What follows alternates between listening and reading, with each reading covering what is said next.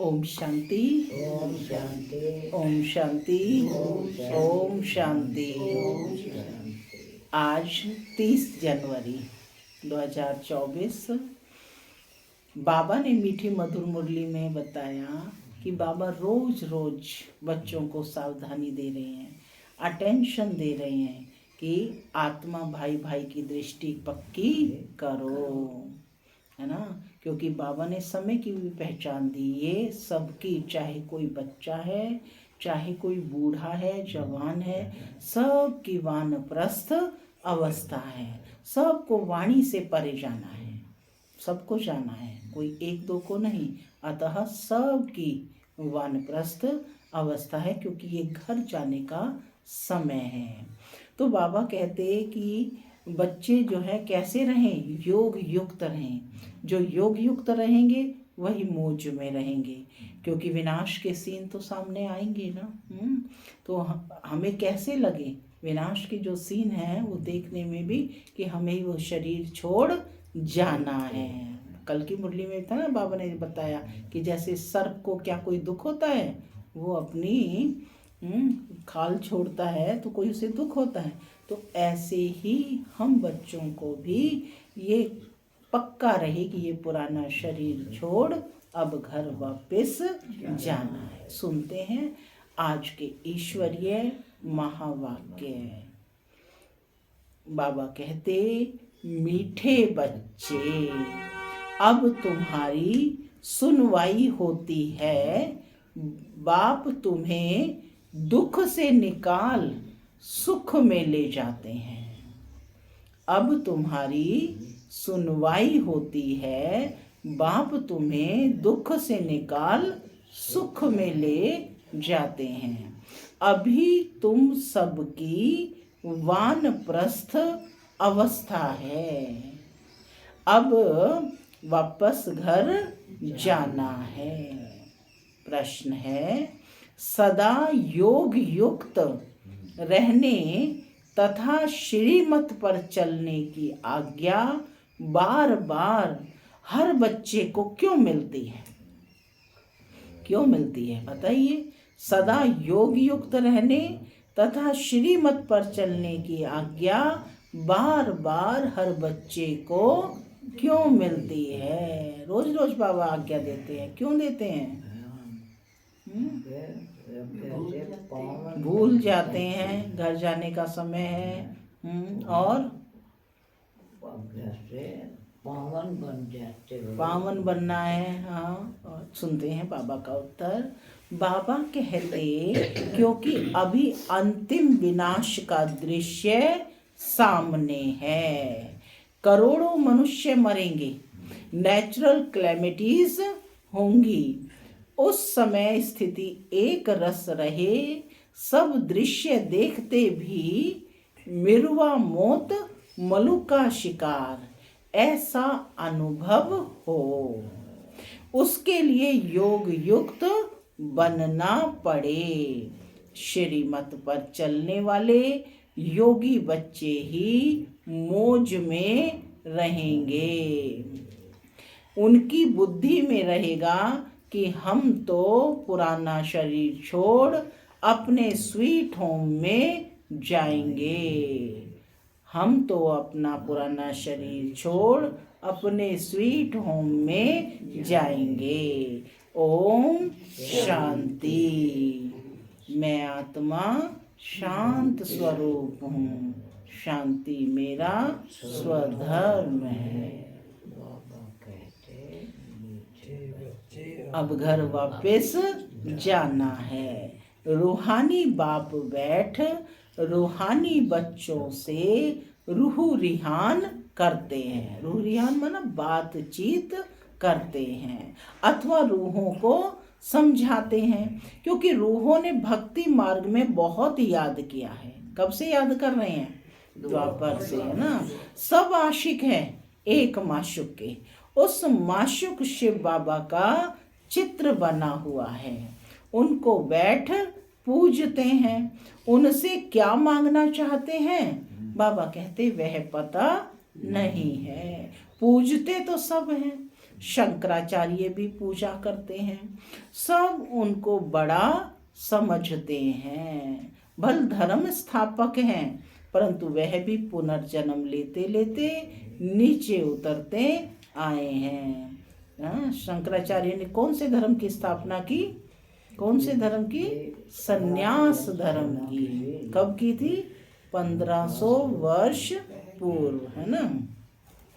तो बाबा कहते कि भल धर्म स्थापक हैं, परंतु वह भी पुनर्जन्म लेते लेते नीचे उतरते हैं। अभी सब पिछाड़ी के जन्म में आकर पहुंचे हैं। बाबा कहते हैं तुम छोटे बड़े सब की वानप्रस्थ अवस्था है। मैं तुम सबको वापस ले जाता हूँ।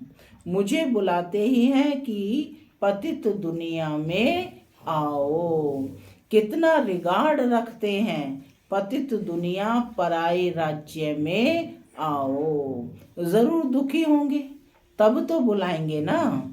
गाया जाता है दुख हरता सुख करता, तो जरूर छी पुरानी दुनिया पुराने शरीर में आना पड़े, वह भी तमो प्रधान शरीर में। सतो प्रधान दुनिया में मुझे कोई याद भी नहीं करता। क्या कह रहे हैं बाबा? कि सतो प्रधान दुनिया में मुझे कोई भी नहीं करता। ड्रामा अनुसार सबको मैं सुखी बना लेता हूँ। बुद्धि से काम लेना है कि सतयुग में जरूर आदि सनातन देवी देवता धर्म होगा, और सत्संगों में तो सिर्फ शास्त्र पढ़ते पढ़ते नीचे उतरते जाते हैं। दलदल में पड़ने वाले दुखी होते हैं। बाबा कहते यह है ही दुख धाम और वह है सुख धाम। बाप कितना सहज करके समझाते हैं, क्योंकि बेचारी अबलाएं कुछ भी नहीं जानती हैं। कोई को भी यह पता नहीं है कि वापस घर जाना है या सदैव पुनर्जन्म लेते ही रहना है। अभी तो सब धर्म वाले हैं। पहले पहले स्वर्ग था तो एक ही धर्म था। सारा चक्र तुम्हारी बुद्धि में है। बाबा कहते सारा चक्र तुम्हारी बुद्धि में है। 84 जन्मों का चक्र तुम्हारी बुद्धि में है। वर्णों का चक्र तुम्हारी बुद्धि में है। जन्मों का चक्र तुम्हारी बुद्धि में है। तो बाबा कहते कि पहले पहले स्वर्ग था तो एक ही धर्म था। सारा चक्र तुम्हारी बुद्धि में है। कोई और की बुद्धि में ये बातें रह ना सकें। वह तो कल्प की आयु ही लाखों वर्ष कह देते हैं। इसको कहा जाता है घोर अंधियारा। ज्ञान है घोर सोजरा। अभी तुम बच्चों की बुद्धि में रोशनी है। तुम कोई मंदिर आदि में जाएंगे तो तुम कहेंगे हम शिव बाबा के पास जाते हैं, या लक्ष्मी नारायण हम बनते हैं। ये बातें और सत्संगों में नहीं होती। वहां जाकर ये नहीं कहते कि हम यह बनते हैं। वह है सब है भक्ति मार्ग की बातें। अभी तुम रचता और रचना के आदि मध्य अंत को जानते हो। ऋषि मुनि आदि कहते थे कि हम नहीं जानते हैं। तुम भी पहले नहीं जानते थे। इस समय सारे विश्व में भक्ति है। यह पुरानी दुनिया है। कितने ढेर मनुष्य हैं। सतयुग नई दुनिया में तो एक ही अद्वैत धर्म था, फिर है द्वैत धर्म। सतयुग त्रेता में कौन सा एक ही धर्म था? आदि सनातन देवी देवता धर्म, और फिर होता है द्वैत धर्म, यानी दो पुर हो जाते हैं। अनेक धर्मों में तालियां बजती हैं। बाकी सारे धर्म कब से आए? द्वापर से आए। तो बाबा कहते कि अनेक धर्मों में तालियां बजती हैं, सबकी एक दो में खिट खिट है। ड्रामानुसार उन्हों की पॉलिसी ही ऐसी है। किसको भी अलग करते हैं तो लड़ाई होती है, पार्टीशन होते हैं। मनुष्य बाप को न जानने के कारण पत्थर बुद्धि बन पड़े हैं। माने बाप का यथार्थ परिचय न होने के कारण पत्थर बुद्धि बन पड़े हैं। इस समय बाप समझाते हैं देवी देवता धर्म ही प्राय लोप हो गया है। एक भी नहीं जिसको पता हो कि इन्हों का भी राज्य था। तुम अभी समझते हो कि हम देवता बन रहे हैं। शिव बाबा भी हमारा ओबीडियंट सर्वेंट बना है। बड़े आदमी हमेशा चिट्ठी लिखते हैं तो नीचे लिखते हैं ओबीडियंट सर्वेंट, माने सेवाधारी हूँ। बाप भी कहते हैं कि हम ओबीडियंट सर्वेंट हैं, तो दादा भी कहते हैं कि हम ओबीडियंट सर्वेंट हैं। हम फिर 5000 वर्ष के बाद हर कल्प के पुरुषोत्तम संगम युग में आता हूँ। कब आते हैं बाप? फिर हर 5000 वर्ष के बाद हर कल्प के पुरुषोत्तम संगम युग में मैं आता हूँ। डायरेक्ट स्पीच है। बच्चों की आकर सेवा करता हूँ। मुझे कहते हैं दूर देश का रहने वाला आया देश पर आए। इनका भी अर्थ नहीं जानते। इतने शास्त्र आदि पढ़ते हैं परंतु अर्थ नहीं समझते हैं। बाप आकर सब वेदों शास्त्रों का सार समझाते हैं। तुम बच्चे जानते हो कि इस समय रावण का राज्य है। मनुष्य पतित बनते हैं। यह भी ड्रामा बना हुआ है। तुम बच्चों को दोजक से निकाल बहिष्त में ले जाते हैं। दोजक माना नरक से निकाल, बहिष्त माना स्वर्ग में ले जाते हैं। उनको ही गार्डन ऑफ अल्लाह कहते हैं। कलयुग में है कांटों का जंगल, संगम युग पर फूलों का बगीचा बन रहा है। फिर वहां सतयुग में तुम सदा सुखी रहते हो। क्या कहा बाबा ने? हाँ, सतयुग में सदा सुखी रहते हो। एवर हेल्दी एवर वेल्दी बन जाते हो। आधा कल्प सुख फिर आधा कल्प दुख, ये चक्र फिरता ही रहता है। इनकी एंड होती नहीं है। सबसे बड़ा बाप आते हैं, सबको शांति धाम सुख धाम में ले जाते हैं। तुम जब सुख धाम में जाते हो तो बाकी सब शांति धाम में रहते, माने बाकी आत्माएं सब कहाँ रहती हैं? शांति धाम में रहते हैं। आधा कल्प है सुख का और आधा कल्प है दुख का। उनमें भी सुख जास्ती है। अगर आधा आधा होता तो टेस्ट क्या आएगी। भक्ति मार्ग में माने लास्ट में ही थोड़ा दुख होता है। भक्ति मार्ग में भी बाबा कहते बहुत धनवान थे, तभी तो कितने मंदिर बनाए, है ना, धनवान थे। अभी तुमको याद आता है कि हम कितने धनवान थे, बहुत धनवान। जब देवाला मारते हैं तो याद आता है कि हमारे पास क्या क्या था, कितना धन था। बाप समझाते हैं कि भारत साहूकार था। क्या कहते थे इसको? सोने की चिड़िया, है ना, स्वर्ग, पैराडाइज था ये। अब देखो कितना गरीब है, गरीबों पर ही रहम पड़ता है। अब एकदम कंगाल बन पड़े हैं, भीख मांग रहे हैं।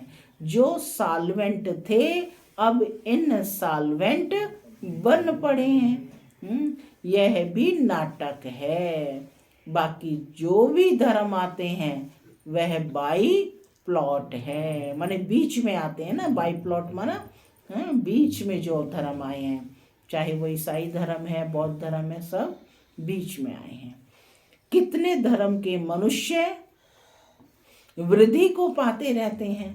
भारतवासियों के ही 84 जन्म हैं। एक बच्चे ने और धर्मों का हिसाब किताब निकालकर भेजा था, परंतु जास्ती इन बातों में जाने से बाबा कहते कोई फायदा नहीं है। यह भी वेस्ट ऑफ टाइम हुआ।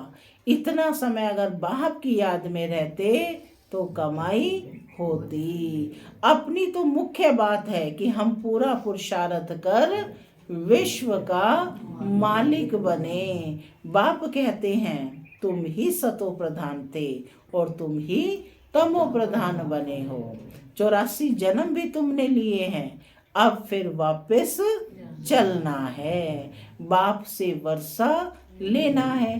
तुमने आधा कल्प बाप को याद किया, अब बाप आए हैं, तुम्हारी सुनवाई होती है। माने द्वापर से पुकार रहे हैं, तो बाबा कहते हैं बाप आए हैं, तुम्हारी सुनवाई होती है। बाप फिर से तुमको सुखधाम में ले जाते हैं। भारत के उत्थान और पतन की भी जैसे एक कहानी है। भारत के उत्थान पतन की, यानी सत्युग त्रेता में भारत हेवन था, है ना, द्वापर से बाई प्लॉट हुए, अन्य धर्म आए और उसके बाद जो है रावण का राज्य शुरू हुआ। लेकिन जो तमो प्रधानता है वो बिल्कुल लास्ट में होती है। तो बाबा कहते भारत के उत्थान और पतन की कितने जन्मों की कहानी है? 84 जन्मों की। भारत के उत्थान और पतन की भी जैसे एक कहानी है। अब यह है पतित दुनिया, संबंध भी पुराना है, अब फिर से नए संबंध में चलना है। इस समय एक्टर्स सब हाजिर हैं, इनमें कोई फर्क नहीं पड़ सकता है। आत्मा तो अविनाशी है, कितनी ढेर आत्माएं होंगी, उनका कभी विनाश नहीं होता है। इतनी करोड़ों आत्माओं को पहले तो घर वापस जाना है, बाकी शरीर तो सबके खत्म हो जाते हैं। इसलिए होलिका भी मनाते हैं कि शरीर तो सभी आत्माओं के यहीं खत्म हो जाएंगे, जाएगी कौन? केवल आत्मा जाती है। तुम जानते हो हम सो पूज्य थे, फिर पुजारी बने, अब फिर पूज्य बनते हैं। वहाँ ये नॉलेज नहीं होगी, ना यह शास्त्र आदि होंगे, ये सब खत्म हो जाएंगे। जो योग युक्त होंगे, श्रीमत पर चलने वाले होंगे, वह सब कुछ देखेंगे। माने लास्ट के सीनरियाँ ये सब कुछ देखेंगे। कैसे अर्थक्वेक में सब क्लास होता है, अखबारों में भी पढ़ता है, कैसे गांव के गांव खत्म हो जाते हैं। बॉम्बे पहले इतने नहीं थी, समुद्र को सुखाया फिर समुद्र हो जाएगा। यह मकान आदि सब कुछ नहीं रहेगा। सतयुग में फिर से मीठे पानी पर महल होंगे, खारे पानी पर होते नहीं, तो यह रहेंगे नहीं। एक ही उछल समुद्र की आई तो बाबा कहते सब खत्म हो जाएंगे। बहुत उपद्रव होंगे, करोड़ों मनुष्य मरेंगे, अनाज कहाँ से आएगा? वो लोग भी समझते हैं कि आफतें आनी हैं। मनुष्य मरेंगे तो जो योग युक्त होंगे उस समय मौज में रहेंगे, माने वो याद में रहेंगे। मिर्वा मौत मलुक का शिकार। बर्फ की बरसात पड़ने से ढेर मनुष्य मर जाते हैं, बहुत नेचुरल कैलेमिटीज होंगी, यह सब खत्म हो जाएंगे। इनको कहा जाता है नेचुरल कैलेमिटीज, गॉडली कैलेमिटीज नहीं कहेंगे। क्या है ये? प्राकृतिक आपदाएं हैं, है ना। गॉडली कैलेमिटीज नहीं कहेंगे। गॉड को दोष कैसे देंगे? ऐसे भी नहीं कि शंकर ने आंख खोली तो विनाश हो गया। ये सब है भक्ति मार्ग की बातें। मूसलों के लिए भी शास्त्रों में लिखा है। तुम जानते हो कि इन मिसाइल्स से कैसे विनाश करते हैं, कैसे आग, गैस, जहर आदि सब उसमें पड़ते हैं मिसाइल्स के अंदर। बाप समझाते हैं पिछाड़ी में सब फट से मर जाएं, कोई बच्चे आदि भी दुखी ना हो। इसलिए नेचुरल कैलेमिटीज से झट मरेंगे। ये सब बना बनाया ड्रामा है। आत्मा तो अविनाशी है, कभी विनाश नहीं होती। माने इस नेचुरल कैलेमिटीज से भी हमारे शरीर नष्ट हो जाएंगे, आत्मा तो उड़ जाएगी। तो कहते कि बाप कल्प कल्प आते हैं, तो बाबा कहते आत्मा तो अविनाशी है, कभी विनाश नहीं होती, इसलिए नेचुरल कैलेमिटीज से झट मरेंगे। न छोटी बड़ी होती है, आत्मा कैसी है, अविनाशी होती है ना, ना छोटी बड़ी होती है, ना उसका कभी विनाश होता है। शरीर सब यहाँ क्लास होंगे, बाकी आत्माएं सब अपने स्वीट होम में चली जाएंगी। कहाँ है स्वीट होम? परम धाम। बाप कल्प कल्प आते हैं संगम पर। कब आते हैं बाप? संगम युग पर। कल्प कल्प आते हैं संगम पर। तुम भी इस पुरुषोत्तम संगम युग पर ही ऊंचे ते ऊंचा बनते हो। वास्तव में श्री श्री शिव बाबा को और श्री इन देवताओं को कहा जाता है। बाबा को क्या कहा जाता है? श्री श्री, माना श्रेष्ठ ते श्रेष्ठ, और देवताओं को श्री यानी श्रेष्ठ।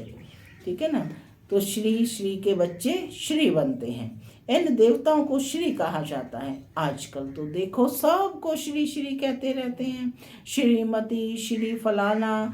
अब श्रीमत तो एक बाप ही देते हैं। विकार में जाना, क्या यह श्रीमत है? यह तो है ही भ्रष्टाचारी दुनिया।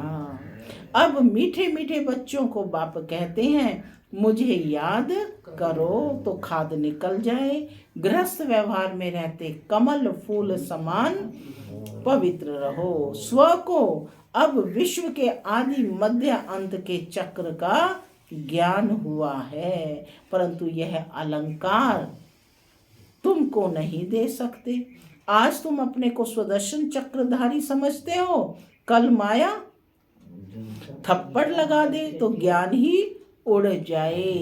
इसलिए तुम ब्राह्मणों की माला भी नहीं बन सकती। माने अवस्था ऊपर नीचे होती रहती है, तो इसलिए ब्राह्मणों की माला बन नहीं सकती।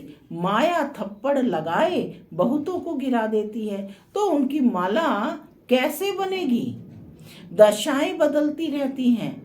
रुद्र माला ठीक है, विष्णु की माला भी है, बाकी ब्राह्मणों की माला नहीं बन सकती। तुम बच्चों को डायरेक्शन देते हैं, तुम बच्चों को बाप डायरेक्शन देते हैं कि देह सहित देह के सब धर्म छोड़ मामेकम याद करो। बाप तो निराकार है, उनको अपना शरीर तो है नहीं, और आए भी हैं इनकी वानप्रस्थ अवस्था में। माने ब्रह्मा की जब वानप्रस्थ 60 इयर्स के हो जाते हैं तब बाबा आते हैं। जब 60 वर्ष की आयु हुई, वानप्रस्थ अवस्था में ही गुरु किया जाता है। मैं तो हूँ सतगुरु। क्या कहते हैं बाप? मैं तो हूँ सतगुरु, परंतु गुप्त वेश में हूँ। वह है भक्ति के गुरु, मैं हूँ ज्ञान मार्ग का। प्रजापिता ब्रह्मा को देखो, कितने ढेर बच्चे हैं। बुद्धि हद से निकल बेहद में चली गई है।